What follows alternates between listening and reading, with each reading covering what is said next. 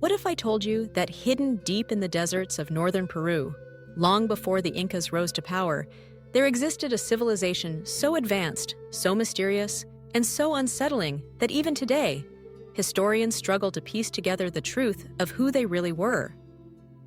Imagine a society that thrived for centuries in one of the harshest environments on Earth, carving out an empire not with stone and iron, but with mud and fire.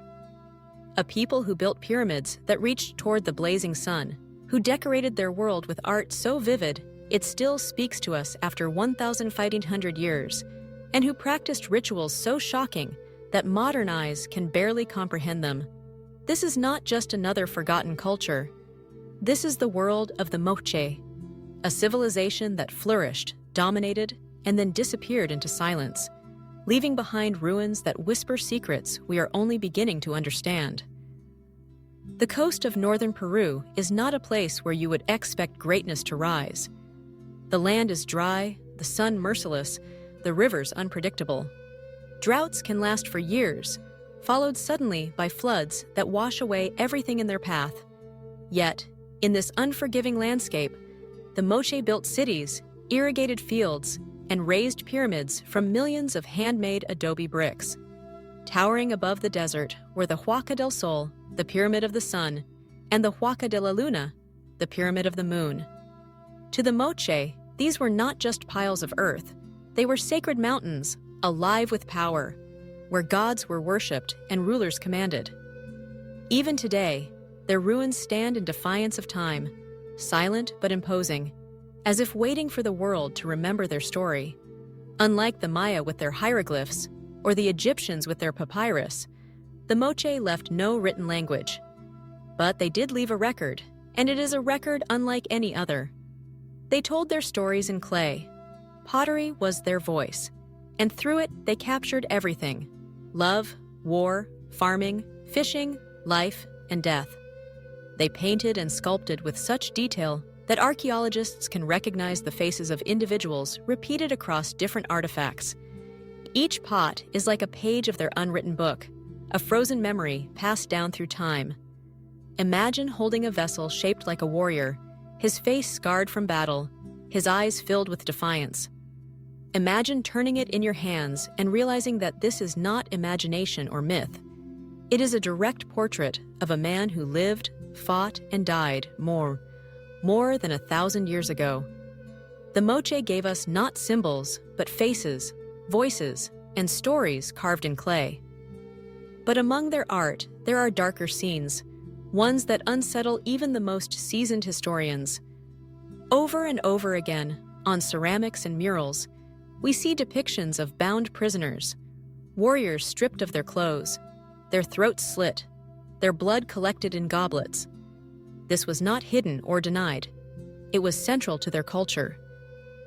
These scenes, repeated so consistently, suggest that human sacrifice was not an exception, but a ritual deeply woven into the fabric of their society. The Moche believed the gods demanded blood, and to give it was to keep the world in balance. When the rains threatened to fail, or the seas grew violent, lives were offered on the steps of their pyramids. For the Moche, sacrifice was not cruelty. It was survival. Picture the scene nearly 2,000 years ago. Crowds gather at the base of the Huaca de la Luna. The desert sun blazes overhead, heat shimmering in the air. At the top of the pyramid, priests in elaborate headdresses prepare the ritual. A captured warrior, his hands bound, is forced to his knees before murals painted with fierce fanged gods. The knife flashes. The earth drinks the blood. The people cheer, convinced the gods have been appeased, that the rains will come, that life will continue. To us, it feels horrifying. To them, it was necessary, a cosmic duty. And yet, not all of their art was violent. Some vessels depict farmers sowing fields, fishermen hauling nets from the sea, lovers in tender embrace, children playing. The Moche showed every side of life, the ordinary, the sacred, and the brutal. Through these artifacts, they remind us that they were not just warriors and priests, but families, workers, dreamers, and believers. Their story is not one of savagery alone, but of a complex, vibrant society that embraced both creation and destruction. For centuries, their ruins lay silent. The pyramids crumbled, their secrets buried beneath layers of sand and time. But then came the discovery that changed everything. In 1987, archaeologists stumbled upon a burial site that would be called the Tutankhamun of the Americas, the tombs of Sipan. What they found was breathtaking. The Lord of Sipan, a ruler of unimaginable wealth and power, lay buried with golden ornaments, silver jewelry, turquoise headdresses, and shields. Around him were sacrificed guards, wives and servants, an entire court entombed to accompany their lord into the afterlife. The wealth was staggering, but more than that, it revealed the hierarchy of Moche society. These were not scattered tribes. They were organized, ruled by kings and priests whose authority was absolute, their influence stretching across valleys and deserts. The tomb of the Lord of Sipan confirmed what the pottery had long suggested. The Moche were masters of metallurgy, skilled in crafting gold, silver, and copper into intricate designs that dazzled in the sun. They were architects, farmers, artists, and warriors. Their world was one of splendor and shadow, of beauty and terror, balanced on the edge of survival in a harsh land. And then, one day, it was gone. The pyramids remained, the pottery endured, but the civilization itself vanished. Why? This is one of history's great mysteries. Some believe it was nature itself that struck the fatal blow. The weather phenomenon we now call El Niño brought devastating cycles of drought and flood. Rivers that once nourished fields turned to torrents of destruction. Crops failed. Famine spread. Others believe the Moche collapsed from within, torn apart by rival factions and civil war. Perhaps the gods they worshipped failed them, and the people turned against their rulers. Whatever the reason, the once great Moche dissolved into silence, their descendants blending into other cultures that followed. What they left behind are fragments, but fragments that speak volumes. Mud brick pyramids that still rise from the desert like the bones of forgotten giants. Pottery that captures the faces of people long dead, looking at us across centuries. Tombs filled with treasures that testify to their wealth and power. And unanswered questions that keep us searching. Who were the Moche, really? Were they visionaries who gave us some of the finest art in the ancient world? Were they brutal rulers who demanded blood to keep their power?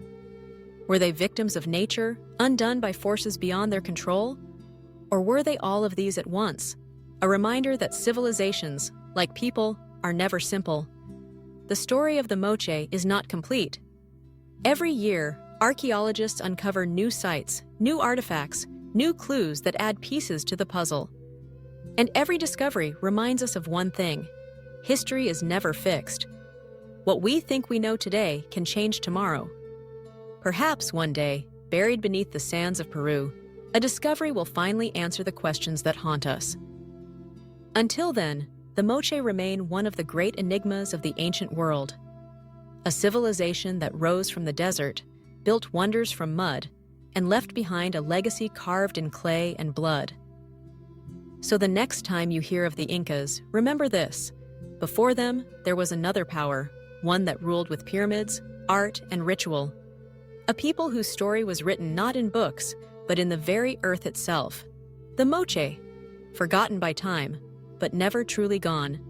Their pyramids still stand, their pottery still speaks, and their secrets still wait to be uncovered.